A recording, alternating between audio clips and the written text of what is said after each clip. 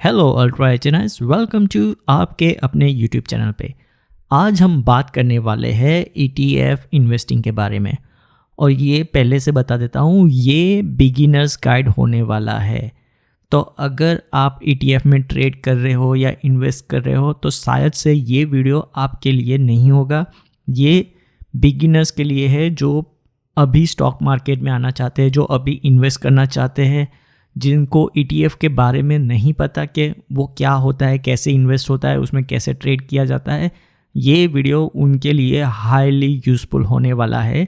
तो अगर आप ऑलरेडी ट्रेड कर रहे हो या इन्वेस्ट कर रहे हो तो भी मैं आपको रेकमेंड करूँगा ये वीडियो देखना, आपके लिए शायद से कुछ हेल्पफुल इन्फॉर्मेशन इसमें से मिल जाएगी। तो चलिए शुरू करते हैं आज का ये वीडियो। और देखो, ये हाईली रिक्वेस्टेड टॉपिक है। काफ़ी सारे लोगों ने मुझे कमेंट किया था कि ईटीएफ पे पूरा वीडियो बनाओ। हमारे टेलर मालदीव्स करके है, उन्होंने काफ़ी बार कमेंट किया है।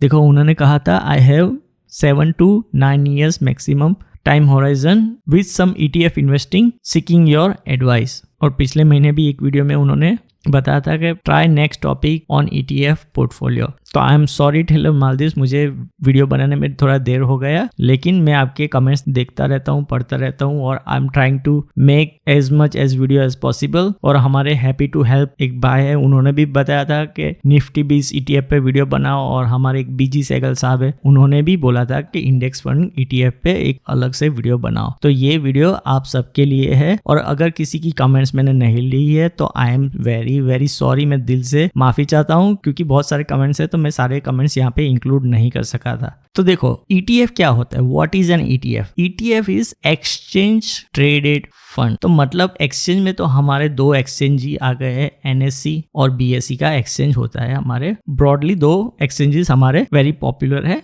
और ट्रेडेड फंड, यहाँ लिखा है ट्रेडेड फंड, मतलब ये फंड है जो ये दो स्टॉक एक्सचेंज पे ट्रेड हो रहा है अभी। तो जैसे स्टॉक हो गए, वो कैसे ट्रेड होते हैं, एग्जैक्टली सेम वे में ये ईटीएफ ट्रेड हो रहे हैं, ये फंड ट्रेड हो रहा है। तो इसकी अंडरलाइन वैल्यू इसका फंड है। जैसे स्टॉक में क्या होता है कि स्टॉक में अंडरलाइन वैल्यू उसका स्टॉक प्राइस होता है, इसमें हम फंड ट्रेड कर रहे हैं, इसमें हम कोई स्टॉक ट्रेड नहीं कर रहे हैं। और ईटीएफ एक बास्केट होता है। देखो, यहाँ पे मैंने बास्केट का फोटो लिया है। एक बास्केट होता है, जैसे निफ्टी 50 हो गया, उसमें हमारे 50 स्टॉक होते हैं। इंडिया के टॉप 50 कंपनीज का बास्केट हो गया निफ्टी 50 ईटीएफ, वो सारे एक ही बास्केट में है। तो अगर आप निफ्टी 50 का ईटीएफ ले रहे हो तो आप हर एक 50 कंपनी में आपकी ओनरशिप हो रही है। अब कोई एक स्टॉक में इन्वेस्टेड नहीं हो, आपका पूरा डाइवर्सिफिकेशन है 50 स्टॉक में, पूरा इंडिया आप खरीद रहे हो।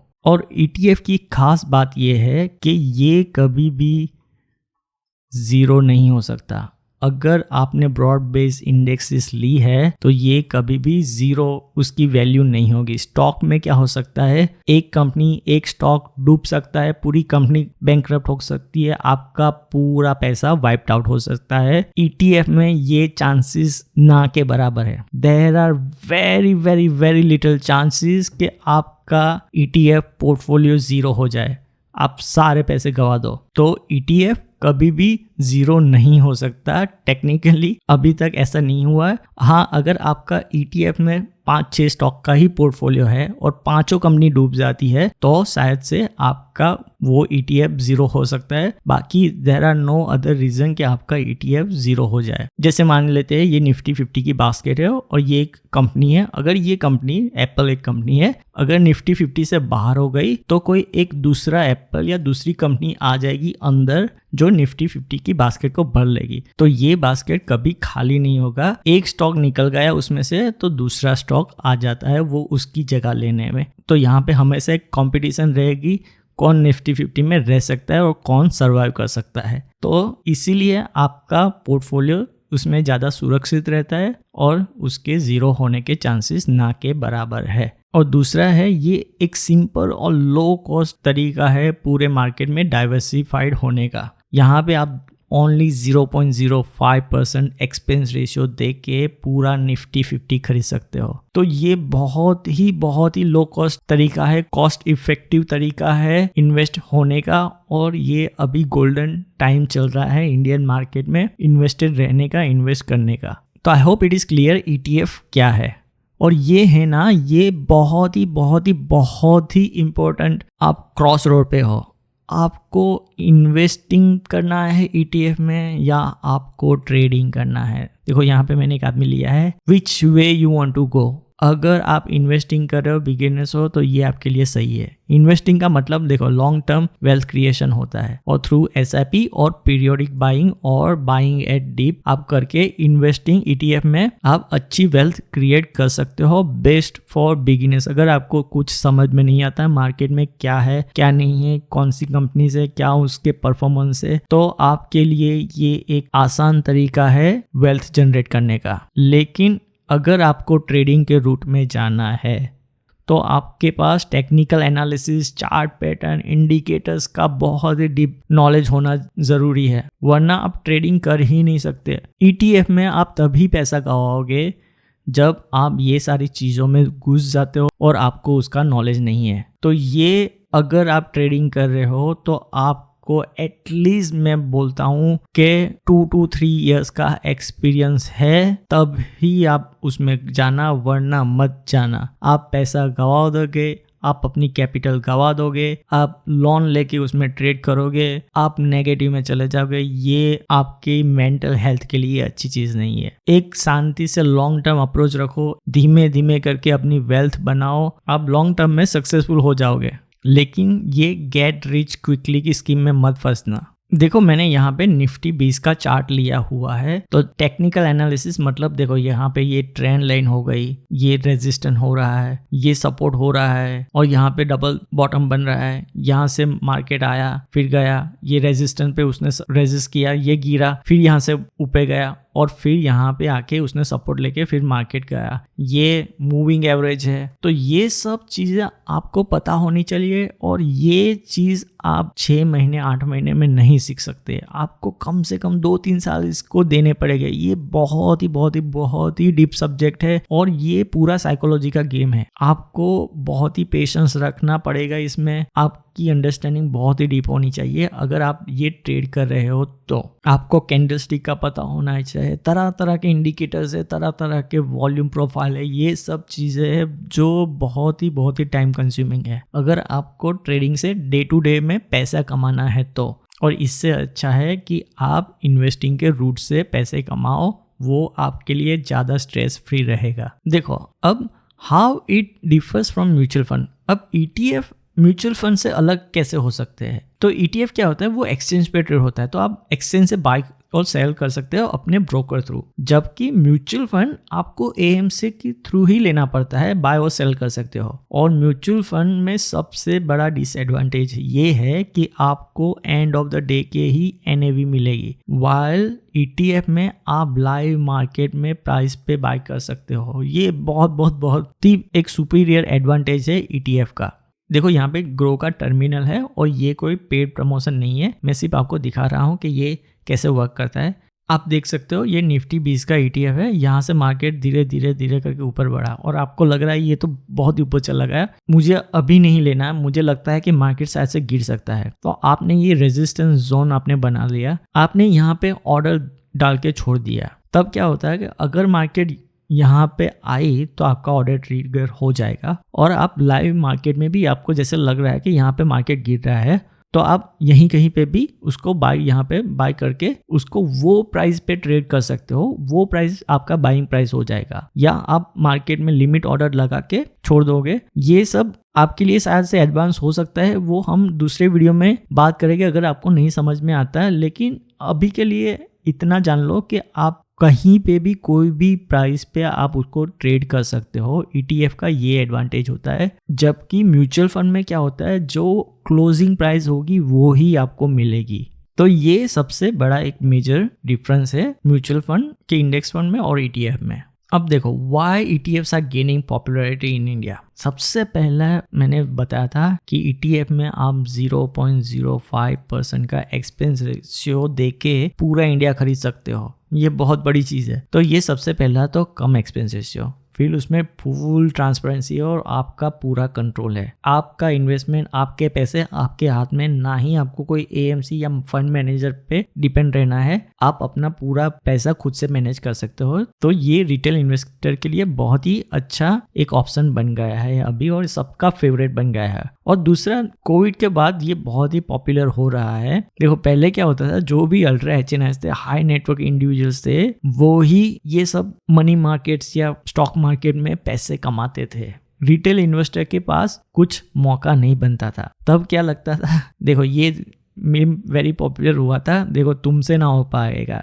तो ये रिटेल इन्वेस्टर में पहले से एक अग्रेशन था कि सारा पैसा ये बड़े प्लेयर, ये बिग ब्रोकर्स, वो ही क्यों कमाए, हम क्यों ना कमाए। तो ये जब से ETF, म्यूचुअल फंड्स ये सब पॉपुलर हुए हैं, तब जाके लोगों को समझ में आया कि हम भी इतना पैसा कमा सकते हैं ये सब सारे इंस्ट्रूमेंट से। अगर हमें अच्छा नॉलेज है, हमें उसकी समझ है, तो हम भी लॉन्ग टर्म में हमारी वेल्थ जनरेट कर सकते हैं। तो ये एक बहुत ही आसान तरीका है पैसा लॉन्ग टर्म में कमाने का। इसीलिए ये इंडिया में बहुत ही अभी पॉपुलर हो रहा है। ये अभी स्टार्टिंग पॉइंट है। जैसे यूएस में तो क्या है, यूएस में तो at least 70% of population are invested in ETFs। ये वहां पे तो like it's a big market ETF का। यहाँ पे धीरे धीरे उसकी पॉपुलैरिटी गेन हो रही है। तो देखो जैसे पहले बताया हाउ ETF वर्क्स, तो जैसे मैंने पहले बताया ETF एक इंडेक्स है, जैसे निफ्टी 50 हो गया, सेंसेक्स, गोल्ड, नैस्डैक 100, वो सबकी प्राइस ट्रैक करता रहता है और आप उसको एक्सचेंज पे ट्रेड कर सकते हो और उसके यूनिट्स आपके डीमेट अकाउंट में ही होंगे। तो आपके पास फुल कंट्रोल होगा उसका, वो आपसे कोई ले नहीं सकता है और आप मार्केट आवर में उसको कभी भी बाय सेल कर सकते हो, जैसे हमने पहले देखा था। और अभी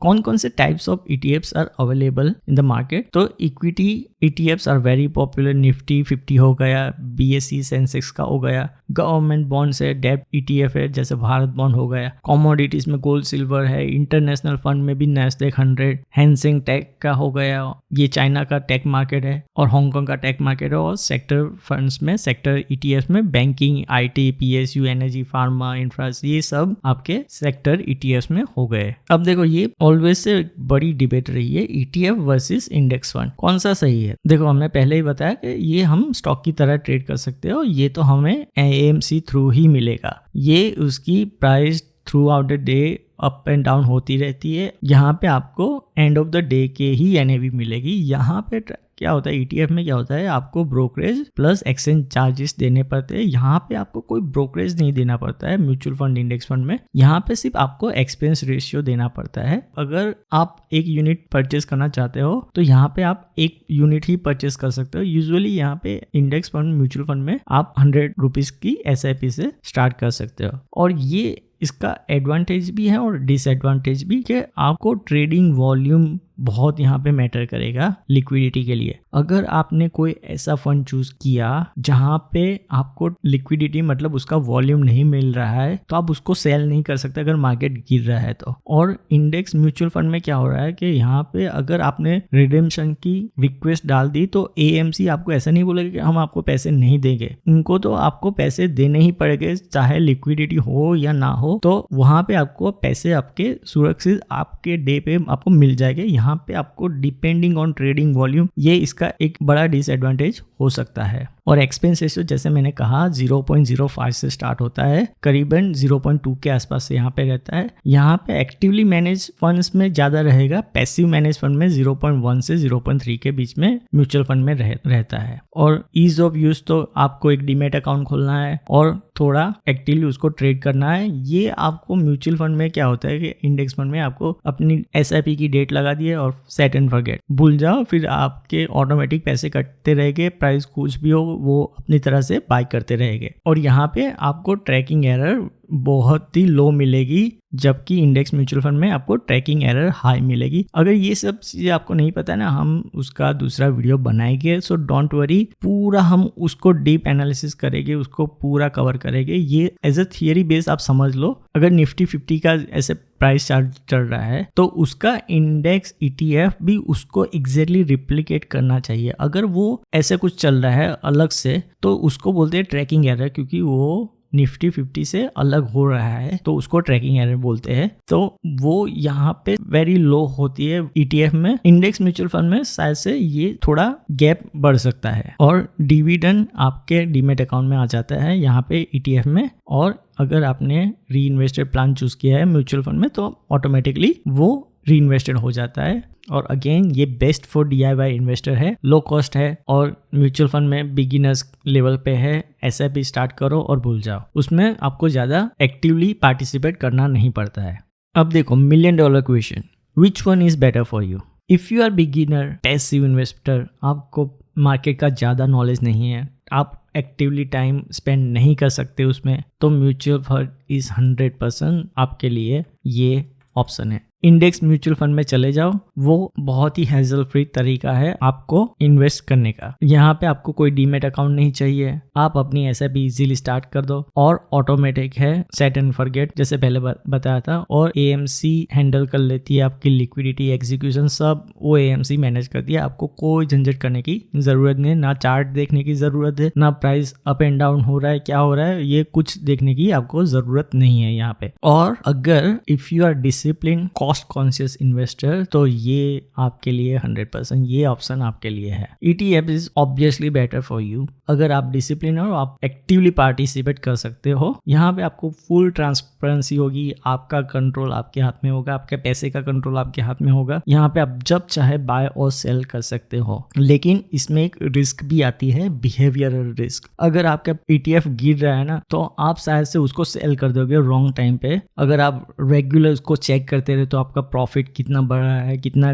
गिरा है, तो अगर आप लॉस में चल रहे हो तो आप शायद से उसको सेल कर दो। बल्कि ETF में क्या होता है, जैसे पहले हमने बताया था कि ETF कभी जीरो नहीं हो सकता है, तो यहाँ पे तो आपको और एग्रेसिवली बाय करना है। जब मार्केट गिर रहा है तो आप एक अच्छी वेल्थ क्रिएट कर सकते हो, लेकिन यहाँ पे एक बहुत ही बड़ा बिहेवियरल रिस्क आ जाता है। अगर आप ये हैंडल नहीं कर सकते तो आप म्यूचुअल फंड में जाओ, अगर ये हैंडल कर सकते हो तो ETF is 100% better for you. अब देखो कौन कौन से बेस्ट ETF इंडिया में है, ये सिर्फ एग्जाम्पल है। Again I am telling you, it's not financial advice, आप इससे कोई बाइंग रिकमेंडेशन मत समझना। इक्विटी में हमारे पास निप्पॉन इंडिया निफ्टी 50 का ETF वेरी पॉपुलर है। मोतीलाल ओसवाल मिड के 150 ETF भी वेरी पॉपुलर है। डेट में क्या हो गया, हमारे पास भारत बॉन्ड का ETF है, वेरी स्टेबल रिटर्न देता है। गोल्ड में हमारे पास HDFC गोल्ड ETF है, निप्पॉन इंडिया गोल्ड ETF है। और इंटरनेशनल में मोतीलाल ओसवाल का नैस्डैक 100 ETF US स्टॉक के लिए है। ये कोई फाइनेंशियल रिकमेंडेशन नहीं है,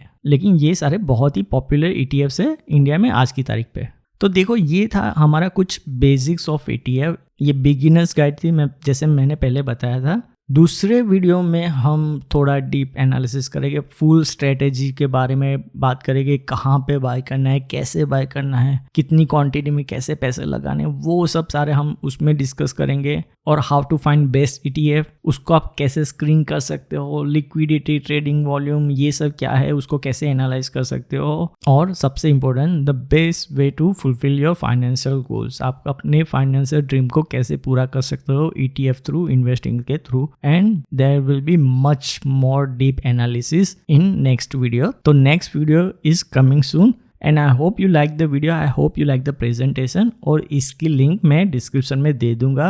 Feel free to download it. Free में है, कोई कॉपीराइट नहीं है, आप यूज़ करो, फ्रेंड्स के साथ शेयर करो, फैमिली के साथ शेयर करो, जो ETF के बारे में जानना चाहते हो उसके साथ शेयर करो। और आपकी कोई रिक्वेस्ट है या कोई किसी टॉपिक पे आप वीडियो देखना चाहते हो तो मुझे ज़रूर बताना, मैं उस पर वीडियो बनाने की पूरी कोशिश करूंगा। तो ठीक है, मिलता हूँ अगले वीडियो में, तब तक के लिए be happy, stay healthy, keep shining and peace out.